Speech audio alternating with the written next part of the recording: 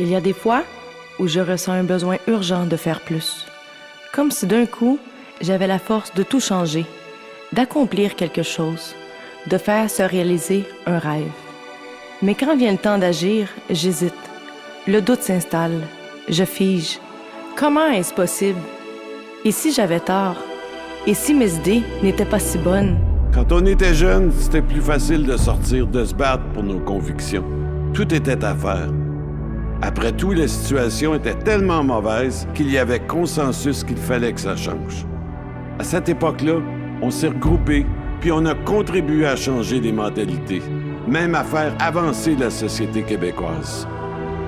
De ces victoires, on peut être fier. Mais des fois, je me dis qu'on s'est battu tellement fort qu'aujourd'hui, le monde pense qu'on a réglé tous les problèmes. Pire encore, il y en a qui veulent même plus écouter ce qu'on a de nouveau à proposer.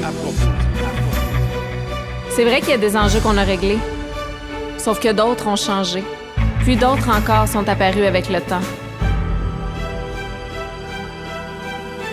Notre société évolue rapidement, il faut qu'on évolue avec elle. Aujourd'hui, il y a de nouvelles questions qui méritent qu'on s'y attarde, de nouvelles idées qui méritent d'être entendues. Le SQUEST n'est pas uniquement le syndicat d'une génération, et notre mission n'est pas terminée.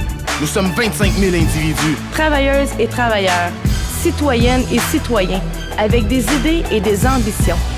Notre syndicat n'est pas seulement un outil pour nous défendre au quotidien, mais c'est aussi notre porte-voix pour partager ces nouvelles idées et les propager à travers la société. On dit qu'une idée devient une force lorsqu'elle s'empare des masses. Eh bien, soyons cette masse. Faisons vivre nos idées. Ayons le courage de les porter, d'en parler. Et plus on va s'en parler, plus nous irons loin. Et plus nous serons nombreux à les partager, plus nous irons vite. Parce qu'à 25 000 personnes, une bonne idée n'a pas à en rester une. Elle peut prendre vie. Le doute ne doit plus nous paralyser. Il doit plutôt nous pousser à continuer, à changer notre façon de penser.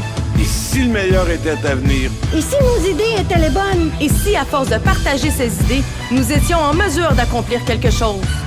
Ce sont les victoires du passé qui nous ont menés où nous sommes. Mais ce sont les actions que l'on porte aujourd'hui qui définissent notre avenir. Réalisons nos espoirs.